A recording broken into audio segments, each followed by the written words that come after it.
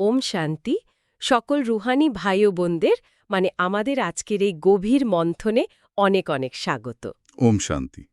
হ্যাঁ, সবাইকে আন্তরিক স্বাগত জানাচ্ছি আজকের এই সুন্দর আলোচনায়। আচ্ছা, আলোচনার শুরুতেই একটা কথা বলি। সাধারণত যখন কেউ বলে যে আমি তোমায় রক্ষা করব, তখন চোখের সামনে কি ভেসে ওঠে? একটা ঢাল, তলোয়ার বা ধরুন কোনো অতি মানবীয় শক্তির ছবি, তাই তো? একদম তাই। মনে হয় কেউ বুঝি বাইরের কোনো বিপদ থেকে আমাদের চারপাশটা আড়াল করে দেবে। ঠিক।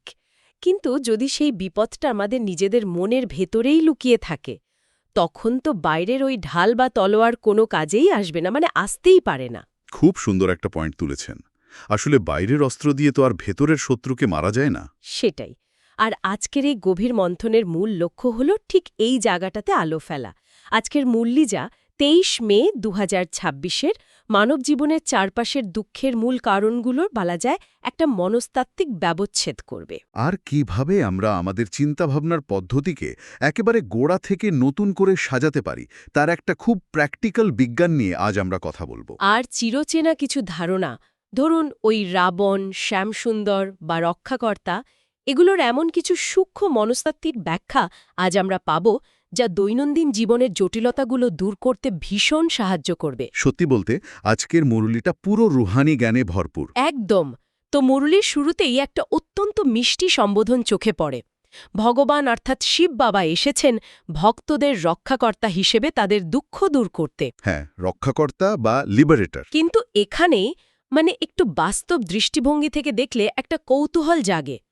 মানবজাতি তো যুগ যুগ ধরে প্রার্থনা করছে, মন্দিরে মসজিদে কত চোখের জল ফেলছে, তা তো বটে। তবু জগতে দুঃখ কমার বদলে বেড়েই চলেছে কেন? রক্ষাকর্তা হিসেবে ভগবানের ভূমিকা কি কোনো জাদুর ছড়ি ঘোরানোর মতো, যে তিনি এলেন আর জাদুর মতো পৃথিবীর সব কষ্ট মুছে গেল? আপনার এই কৌতূহলটা অত্যন্ত যৌক্তিক। আর এখানেই আসলে মুরুলির সবচেয়ে বড় রহস্যটা লুকিয়ে আছে। ধরুন, আমরা যখন রাবণ শব্দটা শুনি, তখন আমাদের কল্পনায় কি আসে? ওই ১০ মাথাওয়ালা বাইরের কোনো দানবের ছবি, তাই তো? একদম। কিন্তু প্রকৃত রাবণ তো বাইরের কেউ নয়। রাবণ হল মানব মনের ভেতরের ৫টি বিকার। আচ্ছা, ওই কাম, ক্রোধ, লোভ, মোহ আর অহংকার। ঠিক ধরেছেন। যেহেতু মূল শত্রু মানুষের মগজের ভেতরেই বসে আছে, তাই বাইরের কোনো জাদুর ছড়ি সেখানে কাজ করবে না। ও, ব্যাপারটা মনস্তাত্ত্বিক। হ্যাঁ, ভগবান কোনো জাদুর ছড়ি ঘোরান না, বরং তিনি জ্ঞানরূপী আলো দিয়ে মানুষের নিজস্ব চেতনাকে ক্ষমতায়ন করেন বা ধরুন এম্পাওয়ার করেন। রক্ষাকর্তা হিসেবে তিনি শুধু সঠিক ও ভুলের পার্থক্যটা আমাদের বুঝিয়ে দেন। আচ্ছা। তিনি অন্তরে সেই শক্তি যোগান যাতে মানুষ নিজের নেতিবাচক অভ্যাস বা ওই ভেতরের রাবণের হাত থেকে নিজেকে নিজেই রক্ষা করতে পারে। বিষয়টা এখন বেশ পরিষ্কার হচ্ছে। তিনি হাতে ঢাল বা তলোয়ার ধরিয়ে দেন না, বরং আত্মিক শক্তিটা জাগিয়ে তোলেন। যুদ্ধটা আসলে নিজেকেই করতে হবে। একদম ঠিক। নিজের মনের যুদ্ধ নিজেকেই লড়তে হবে। আর এই যুদ্ধে জয়ী হওয়ার একটা শর্তের কথা আজকের মুরলিতে খুব স্পষ্টভাবে বলা হয়েছে। বলা হয়েছে সুপুত্র বাচ্চাদের লক্ষণ হল তারা মাতা পিতাকে অনুসরণ করে এবং তাদের অন্তরে সম্পূর্ণ সত্যতা থাকে। হ্যাঁ, সত্যতা বা ট্রুথফুলনেস খুব জরুরি। কিন্তু মুরলি তো বলছে অন্তরে সত্যতা না থাকলে পরমাত্মার স্মরণেই থাকা যায় না। তবে চারপাশের জাগতিক দুনিয়ার দিকে তাকালে দেখা যায় সৎ মানুষদের অনেক সময় বোকা ভাবা হয়। এটা একটা মস্ত বড় বাস্তব। মানুষ ভাবে সৎ মানেই বোধহয় দুর্বল। ঠিক। যারা একটু বেশি সত্যবাদী তাদেরকেই পদে পদে ক্ষতির সম্মুখীন হতে হয়। তাহলে মুরলির এই সত্যতার সাথে ভগবানের কানেকশনের সম্পর্ক ঠিক কি? জাগতিক সত্যতা আর এই রুহানি সত্যতার মধ্যে নিশ্চয়ই কোনো পার্থক্য আছে, তাই না? বিশাল পার্থক্য আছে। মানে জাগতিক সত্যতা অনেক সময় শুধু সামাজিক আচার আচরণের মধ্যে সীমাবদ্ধ থাকে। ধরুন, কেউ হয়তো কারো টাকা চুরি করল না, সেটাকে আমরা জাগতিক সত্যতা বলতে পারি। হ্যাঁ, সামাজিক নিয়ম মেনে চলা। কিন্তু রুহানি সত্যতা হল নিজের কাছে এবং ভগবানের কাছে সম্পূর্ণ স্বচ্ছ হওয়া, অন্তরে কোনো দ্বিধা বা কপটতা না রাখা। এটা শুনে হঠাৎ করে আমার স্মার্টফোনের ব্যাকগ্রাউন্ড অ্যাপসের কথা মনে পড়ছে। আচ্ছা, সেটা কেমন? ধরুন, স্মার্টফোনে যদি ব্যাকগ্রাউন্ডে একসাথে 10টা অ্যাপ চলতে থাকে, বা সিস্টেমে কোনো লুকানো ভাইরাস থাকে তাহলে সিস্টেমের প্রসেসর ওভারলোড হয়ে যায় না? হ্যাঁ হ্যাঁ, তখন তো ফোন হ্যাং করতে শুরু করে। ঠিক তাই। মনটাও তো ঠিক একটা প্রসেসিং সিস্টেমের মতো। আত্মার ভেতর যদি কোনো কপটতা থাকে, নিজেকে ফাঁকি দেওয়ার প্রবণতা বা কোনো লুকানো অপরাধবোধ থাকে, তবে তা মনের ওপর ঠিক ওই ব্যাকগ্রাউন্ড অ্যাপসের মতো ভারী একটা কগনিটিভ লোড বা বোঝা তৈরি করবে। বাহ, খুব সুন্দর একটা তুলনা দিলেন। আর পরমাত্মার সাথে যুক্ত হওয়াটা যেন একটা বিশুদ্ধ রুহানি ওয়াইফাই এর মতো। এই রুহানি ওয়াইফাইয়ের রূপকটা অত্যন্ত নিখুঁত। ধরুন আত্মায় যদি ছদ্মবেশ বা কপটতার ভাইরাস থাকে, তবে ওই রুহানি কানেকশন রিজেক্ট হয়ে যাবে, সিগন্যাল ধরবেই না। মানে কানেক্টেড দেখাবে না। একদমই না। কারণ পরমাত্মার অসীম শক্তি ধারণ করার জন্য মনের সম্পূর্ণ ব্যান্ডউইথ প্রয়োজন। যখন ভগবানের সামনে পুরোপুরি সমর্পণ করা হয়, নিজের সব দুর্বলতা কোনো শর্ত ছাড়া স্বীকার করে নেওয়া হয়, তখন মনের ওই ব্যাকগ্রাউন্ড প্রসেসগুলো চিরতরে বন্ধ হয়ে যায়। মনটা একদম ক্লিন হয়ে যায়, তাই তো? ঠিক, মন সম্পূর্ণ পরিষ্কার হয়ে যায়, আর সেই বাধাহীন স্বচ্ছ আত্মাতেই শিব বাবার শক্তি সরাসরি প্রবেশ করতে পারে। অর্থাৎ কাউকে ইমপ্রেস করার কিছু নেই এখানে। ভেতরের সব সামাজিক ফিল্টার সরিয়ে ফেলাটাই সত্যিকারের সত্যতা। একদম ঠিক বলেছেন। আর এই ফিল্টার সরিয়ে ফেলার পরেই আসে আরেকটি গভীর অধ্যায়। মুরলীতে উল্লেখ আছে নিরাকার শিব বাবা প্রজাপিতা ব্রহ্মার মাধ্যমে আত্মাদের দত্তক বা অ্যাডপ্ট করে নতুন রচনা তৈরি করেন। হ্যাঁ, এটা শিব বাবার একটা খুব সুন্দর পদ্ধতি। এই দত্তক নেওয়ার বিষয়টা নিয়ে একটু গভীরে যাওয়া প্রয়োজন বলে আমার মনে হয়। কারণ জগতে তো অনাথ শিশুদের দত্তক নেওয়া হয় আইনি প্রক্রিয়ার মাধ্যমে, কিন্তু আমাদের সবারই লৌকিক পিতামাতা আছেন, নির্দিষ্ট পরিবার আছেন। হ্যাঁ, সবারই একটা লৌকিক পরিচয় আছে। তাহলে এই ঈশ্বরীয় দত্তক নেওয়ার প্রক্রিয়া বাস্তবে কেমন অনুভূতি দেয়? দেখুন, এটি কোনো আইনি বা শুধু তাত্ত্বিক প্রক্রিয়া নয়। এটি একটি অত্যন্ত গভীর মনস্তাত্ত্বিক পরিবর্তন, বা যাকে আমরা সাইকোলজিক্যাল শিফট বলতে পারি। Psychological shift. হ্যাঁ, একটু গভীরভাবে ভাবলে দেখা যায়, কোনো লৌকিক পরিবারে জন্ম নিলে সেই পরিবারের শারীরিক ডিএনএ, তাদের বংশগত ভয়, সামাজিক সীমাবদ্ধতা, পূর্বপুরুষের সংস্কার সবকিছু একটা শিশুর অবচেতনে একদম গেঁথে যায়। মানে ছোটবেলা থেকেই একটা ছাঁচে গড়া হতে থাকে। একদম। অবচেতন মন আজীবন বিশ্বাস করতে থাকে, আমি অমুক পরিবারের সন্তান, আমার জিনে এই রোগ আছে, আমার এই নির্দিষ্ট সীমাবদ্ধতা আছে। কিন্তু শিব বাবা যখন ব্রহ্মার মাধ্যমে দত্তক নেন, তখন পরিচয়ের মূল ভিত্তিটাই শিকড় থেকে পাল্টে যায়। এটি হলো ওই লৌকিক পরিচয়ের গণ্ডি থেকে মুক্তি পাওয়া। ও, মানে পরিচয়ের এক প্রকার পুনর্জন্ম বলা যেতে পারে। ঠিক তাই। আমি শরীর নই, আমি অবিনাশী আত্মা। এই পরিচয় স্থির হওয়াকেই মুরলীতে দেহী অভিমানী হওয়া বলা হয়েছে। বুঝতে পারছি নিজের ভেতরে অনন্ত অবিনাশী শক্তির অনুভূতি তৈরি হলে লৌকিক জগতের ভয়, মৃত্যু ভয় বা ধরুন সামাজিক নিরাপত্তার অভাব আর কোনোভাবেই আমাদের আটকাতে পারবে না। আর এখানেই তো ঈশ্বরীয় দত্তক হওয়ার আসল সফলতা। লৌকিক পরিবারের দেওয়া মানসিক আর সামাজিক গণ্ডি থেকে চেতনা সম্পূর্ণ মুক্ত হয়ে যায়। মানুষ যখন তার শারীরিক পরিচয় থেকে বেরিয়ে ওই আত্মার পরিচয় বাঁচে, তখন জগতের কোনো ভয় তাকে স্পর্শ করতে পারে না। খুব গভীর একটা কথা বললেন, কিন্তু দৈনন্দিন জীবনের একটা চ্যালেঞ্জের কথা তো না বললেই নয়। হ্যাঁ, বলুন না। ধরুন সকালে খুব সুন্দর যোগ বা মেডিটেশন করা হলো, রুহানি জ্ঞান মন্থন করা হলো, নিজেকে অবিনাশী আত্মাও মনে করা হলো। আচ্ছা। কিন্তু অফিসে যাওয়ার পর কেউ হয়তো বিনা কারণে অপমান করল বা রাস্তায় ট্রাফিকে আচমকা কেউ সামনে গাড়ি ঢুকিয়ে দিল। তখন মুহূর্তের মধ্যে সেই পুরনো অভ্যাস, যাকে আধ্যাত্মিক ভাষায় তমপ্রধান বা পতিত অভ্যাস বলা হয়, যেমন রাগ বা বিরক্তি, একেবারে আগ্নেয়গিরির মতো ফেটে বেরোয়। হ্যাঁ, এটা খুব সাধারণ একটা সমস্যা। তো আমার প্রশ্ন হল, শুধু স্মরণের মাধ্যমে এই জন্মজন্মান্তরের পলি পড়া অভ্যেস কিভাবে পাল্টানো সম্ভব? আধুনিক জীবনের এটা অন্যতম বড় একটা চ্যালেঞ্জ। ঠিকই বলেছেন। তবে এর খুব সুন্দর বৈজ্ঞানিক ব্যাখ্যা আছে, নিউরোসায়েন্স বা স্নায়ুবিজ্ঞানের দৃষ্টিকোণ থেকে। নিউরোসায়েন্স? হ্যাঁ, আধ্যাত্মিকতার সাথে। হ্যাঁ, একদম। আমাদের মস্তিষ্কে পুরনো বদঅভ্যেসগুলো একটা সুনির্দিষ্ট পথ বা নিউরাল পাথওয়ে তৈরি করে রাখে। এটাকে বলা যায় একটা ডিফল্ট রিঅ্যাকশন। আচ্ছা।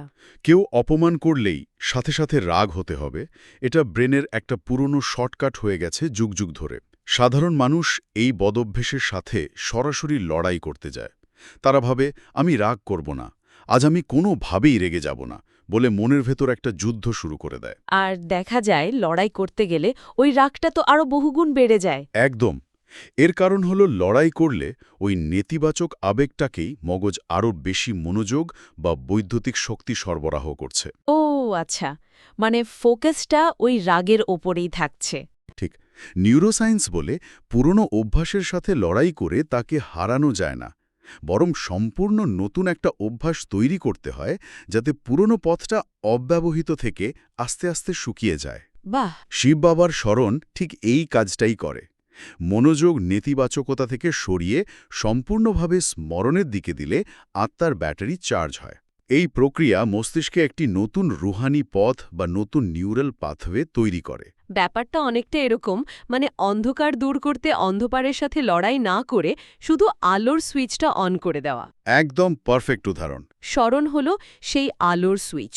এভাবেই তমপ্রধান বা নেতিবাচক সংস্কার ধীরে ধীরে শতপ্রধান বা ইতিবাচক সংস্কারে পরিবর্তিত হয়। আলোর সুইচ অন করার বিষয়টা তত্ত্বগতভাবে দারুণ, তবে নিজের ভেতরের আলো জ্বালালেও বাস্তবে যখন খুব নেতিবাচক বা রাগান্বিত কোনো মানুষের সামনে পড়তে হয় তখন চুপ থাকা বেশ কঠিন। তা তো বটেই, মানুষের প্রবৃত্তি তো রিয়্যাক্ট করতে চায়। মুরলীতে যেমন ভ্রমরীর উদাহরণ দেয়া হয়েছে, যে জ্ঞান শুনিয়ে অন্য পোকাকে নিজের মতো করে তোলে, কিন্তু সাধারণ প্রবৃত্তি বলে কেউ আক্রমণ করলে তাকে যোগ্য জবাব তো দিতেই হবে। হ্যাঁ, ইগো বা অহংকার তখন সামনে চলে আসে।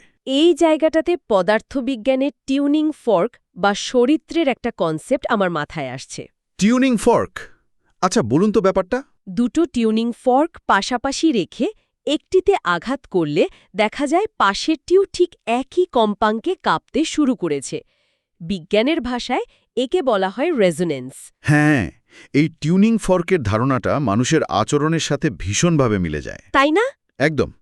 যখন একজন রাগান্বিত বা নেতিবাচক মানুষ সামনে এসে চিৎকার করে, সে আসলে তার মানসিকতায় একটা নির্দিষ্ট নিচু কম্পাঙ্কে বা ভাইব্রেশনে কাঁপছে। সাধারণ প্রবৃত্তি হলো তার স্তরে নেমে গিয়ে যুক্তিতর্ক করা। আর তা করলে অপর ব্যক্তিটিও ঠিক ওই নেতিবাচক কম্পাঙ্কে কাঁপতে শুরু করবে। ঠিক তাই। মানে অন্যের কথায় নিজের মানসিক প্রশান্তি একেবারে হারিয়ে ফেলা। আর এখানেই আমাদের আধ্যাত্মিক প্রজ্ঞা কাজ করে। ভ্রমরীর সত্যিকারের সেবা হল নিজেকে শান্তি ও উচ্চ কম্পাঙ্কে বা হাই ভাইব্রেশনে স্থির রাখা, লড়াই না করে সম্পূর্ণ চুপ থেকে নিজের আত্মিক স্থিতিতে অটল থাকা। মানে আমি আমার ভাইব্রেশন চেঞ্জ করব না। একদম। ভেতরের শান্তির কম্পাঙ্ক যদি তীব্র এবং শক্তিশালী হয়, তবে তা উল্টো রেজোনেন্স তৈরি করবে।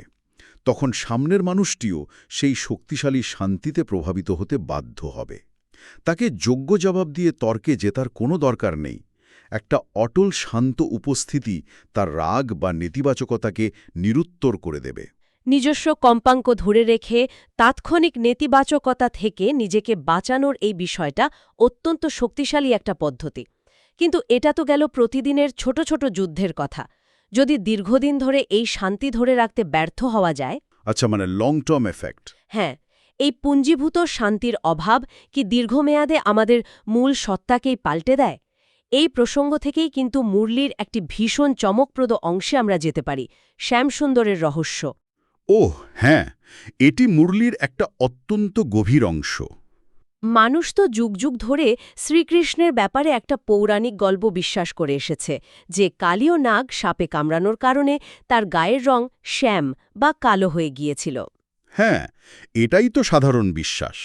কিন্তু মুরলী এর পেছনে এক সম্পূর্ণ ভিন্ন রহস্য উন্মোচন করেছে। মানে একটু ভাবলে বোঝা যায়, সত্যযুগে তো কোনো বিষাক্ত সাপই থাকে না। তাহলে এই সাপে কামড়ানোর পৌরাণিক গল্পের আসল অর্থ কি হতে পারে? দেখুন, এটা হলো গল্পের মুড়োকে লুকিয়ে থাকা এক বিরাট মনস্তাত্ত্বিক অবক্ষয়ের ইতিহাস। এটি কোনো সাধারণ সাপের দংশন বা নির্দিষ্ট একদিনের ঘটনা নয়। আচ্ছা। মুরলী শেখায় সুন্দর হল সত্যযুগের সম্পূর্ণ পবিত্র আত্মা। শ্রীকৃষ্ণ হলেন সেই প্রথম নম্বর নিখুঁত আত্মা।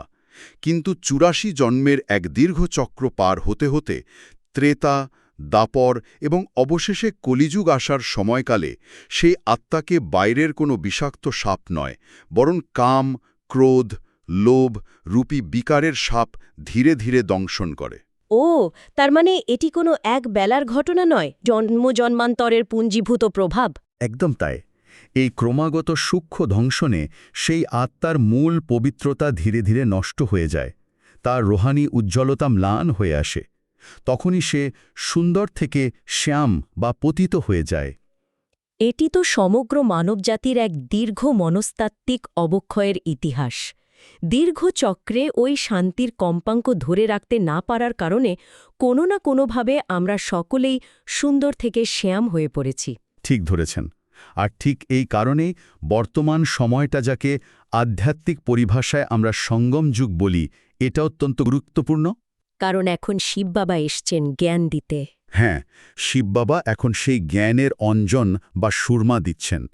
এই জ্ঞানের আলোতে শ্যাম থেকে পুনরায় সুন্দর হওয়ার সময় এসছে। পতিত অবস্থা থেকে আবার পাবন বা পবিত্র হওয়ার মূল যাত্রা এটাই। কিন্তু এই যাত্রায় তো অনেক চড়াই উতরাই পার হতে হয়। মুরলির বরদান অংশে আজ নিরন্তর বিজয়ী হওয়ার কথা বলা হয়েছে। কিন্তু প্রতিদিনের জীবনে ছোটখাটো বিষয়ে অনেক সময় ব্যর্থতার সম্মুখীন হতে হয়। হ্যাঁ, প্র্যাকটিক্যাল লাইফে এটা হয়। কখনো ধৈর্যচ্যুতি ঘটে, কখনো অন্যের কথায় কষ্ট পাওয়ার প্রবণতা ফিরে আসে। তাহলে এই নিরন্তর বিজয়ী কথাটার আসল অর্থ কি? সবসময় কি নিখুঁত হওয়া সম্ভব? না, দেখুন, নিরন্তর বিজয়ী মানে এই নয় যে জীবন চলার পথে কখনো হোঁচট খেয়ে পড়তে হবে না বা কখনো কোনো ভুল হবে না। মানুষ মাত্রই ভুল হতে পারে। হ্যাঁ, সেটাই স্বাভাবিক। এর আসল অর্থ হল হোঁচট খেয়ে পড়ে গেলে সেখান থেকে কত দ্রুত আমরা আবার উঠে দাঁড়াতে পারছি। মনস্তত্ত্বের ভাষায় একে বাউন্স ব্যাক করার ক্ষমতা বলা যায়। Bounce back. আচ্ছা, যখন অভ্যন্তরীণ দুর্বলতা কাটিয়ে উঠে বারবার নিজেকে সংশোধন করে এক শক্তিশালী স্থিতিতে পৌঁছানো যায়, তখন ভেতরে একটা রুহানি আলো তৈরি হয়। সেই আলো চেহারা ও আচরণ থেকে স্বতঃস্ফূর্তভাবে ছড়িয়ে পড়ে, যা অন্যদের আকর্ষণ করে। সেই নীরব উপস্থিতি তখন জগতের জন্য এক বড় সেবা হয়ে দাঁড়ায়। মুরলির একটি গভীর স্লোগান এখানে অত্যন্ত প্রাসঙ্গিক বলে মনে হচ্ছে। বৈশিষ্ট্য বা গুণ হল দাতার দান।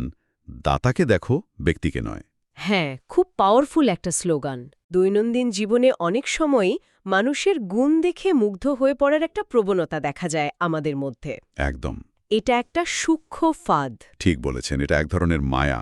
আজ কারো গুণ দেখে মুগ্ধ হলে কাল তার কোনো সীমাবদ্ধতা বা মানসিক ত্রুটি দেখলে চরম হতাশা আসতে পারে। এটা এক ধরনের সূক্ষ্ম দেহ অভিমান তৈরি করে, তাই না? হ্যাঁ, ব্যক্তিকেন্দ্রিক হয়ে পড়ার বিপদ এখানেই। একদম ঠিক। দাতার প্রতি অর্থাৎ ভগবানের প্রতি দৃষ্টি রাখলে কখনো অহংকার বা মোহ তৈরি হয় না। ভেতরের ভালো গুণগুলো নিজের কোনো কৃতিত্ব নয়, এগুলো শিব বাবার দেওয়া উপহার। এই বোধ থাকলে কখনো অহংকার আসবে না। মানে আমি নিমিত্ত মাত্র। হ্যাঁ, আবার অন্যের ভালো গুণ দেখেও যদি শিব বাবাকেই স্মরণ করা হয়, তবে সম্পর্কগুলোতে একটা সুস্থ ভারসাম্য থাকে। তখন কেউ কাউকে দেবতার আসনে বসায় না, আবার কারো কোনো মানসিক ভুলে একেবারে ভেঙেও পড়ে না। আর এই অটল স্থিতি বজায় রাখতে সমবেত আধ্যাত্মিক চর্চা বা স্নেহ মিলনের গুরুত্ব অপরিসীম। হ্যাঁ। ধরুন একটা ছোট অন্ধকার ঘরে একটা প্রদীপ জ্বলছে। আচ্ছা, সেটা কিছুটা অন্ধকার দূর করবে ঠিকই, কিন্তু ঝড়ো বাতাসে নিভে যাওয়ার একটা প্রবল ভয় থাকে। কিন্তু সেখানে যদি ১০০টি প্রদীপ একসাথে জ্বালিয়ে দেওয়া হয়, আলোর তীব্র ছটায় পুরো ঘর ঝলমল করবে। কোনো বাতাসের সাধ্য নেই সেই সমবেত আলোকে নিভিয়ে দেওয়ার। বাহ, খুব সুন্দর একটা ছবি ফুটে উঠল। সমবেত রুহানি শক্তি ঠিক এই প্রদীপগুলোর মতোই কাজ করে, তাই না? হ্যাঁ। যখন অসংখ্য আত্মা একসাথে মিলে শুদ্ধ সংকল্প করে একযোগে শিব বাবাকে স্মরণ করে, তখন তা এমন এক দুর্ভেদ্য পরিবেশ বা ভাইব্রেশন তৈরি করে যেখানে বাইরের কোনো নেতিবাচকতা প্রবেশ করতে পারে না। একেবারে একটা পজিটিভ এনার্জি ফিল্ড। ঠিক, একেই এক শক্ত আধ্যাত্মিক দুর্গ বলা যেতে পারে। একা হয়তো দুর্বলতা আসতে পারে, কিন্তু সম্মিলিত চর্চা সেই দুর্বলতাকে নিমেষে দূর করে দেয়। আজকের এই সম্পূর্ণ বিশ্লেষণ সত্যিই মনস্তাত্ত্বিক অনেকগুলো দিক খুব পরিষ্কারভাবে উন্মোচন করল। ওই রাবণের আসল রূপ থেকে শুরু করে রুহানি ওয়াইফাইয়ের স্বচ্ছতা, টিউনিং ফর্কের মতো নিজের কম্পাঙ্ক অটল রাখা, আর শ্যামসুন্দরের পেছনের সেই জন্মজন্মান্তরের রহস্য। হ্যাঁ, খুব গভীর এবং প্র্যাকটিক্যাল ছিল আজকের বিষয়গুলো। তো আলোচনা শেষে একটি নতুন ভাবনার উদ্রেক করতে চাই সবার জন্য। বলুন। প্রতিদিনের জীবনে বিরক্তিকর বা নেতিবাচক যে মানুষগুলোর মুখোমুখি হতে হয় আমাদের, তাদের কোনো বাধা বা শত্রু হিসেবে না দেখে যদি নিজেদের শান্তির কম্পাঙ্ক মাপার একটি টিউনিং ফর্ক হিসেবে দেখা যায়, তাহলে জীবনের দৃষ্টিভঙ্গিটাই সম্পূর্ণ বদলে যাবে। বাহ, চমৎকার একটা দৃষ্টিভঙ্গি। তারা হয়তো পরীক্ষা নিতে আসছে যে ভেতরের প্রশান্তি কতটা মজবুত, ভেতরের আধ্যাত্মিক শক্তিটা কতটা প্রবল হয়েছে, তারা যেন ঠিক সেটাই মাপতে আসছে। সত্যি বলতে, এই একটা মাত্র চিন্তার পরিবর্তন প্রতিদিনের স্ট্রেস, রাগ আর বিরক্তি নিমেষে দূর করে দিতে পারে। সামনের মানুষটি শত্রু নয়, বরং সে মানসিক শক্তির পরীক্ষক। এই সুন্দর উপলব্ধির সাথে চলুন কিছুক্ষণের জন্য চারপাশে যাবতীয় কোলাহল থেকে বিচ্ছিন্ন হয়ে একটি ছোট্ট সমান অনুশীলন করা যাক। মনটা শান্ত করে অন্তরের গভীরে অনুভব করা যায়, আমি শিব বাবার এক অবিনাশী, শান্ত এবং নিরন্তর বিজয়ী আত্মা। আমি শিব বাবার এক অবিনাশী, শান্ত এবং নিরন্তর বিজয়ী আত্মা। এই গভীর প্রশান্তির সাথে আজকের মন্থন এখানেই সম্পূর্ণ হচ্ছে।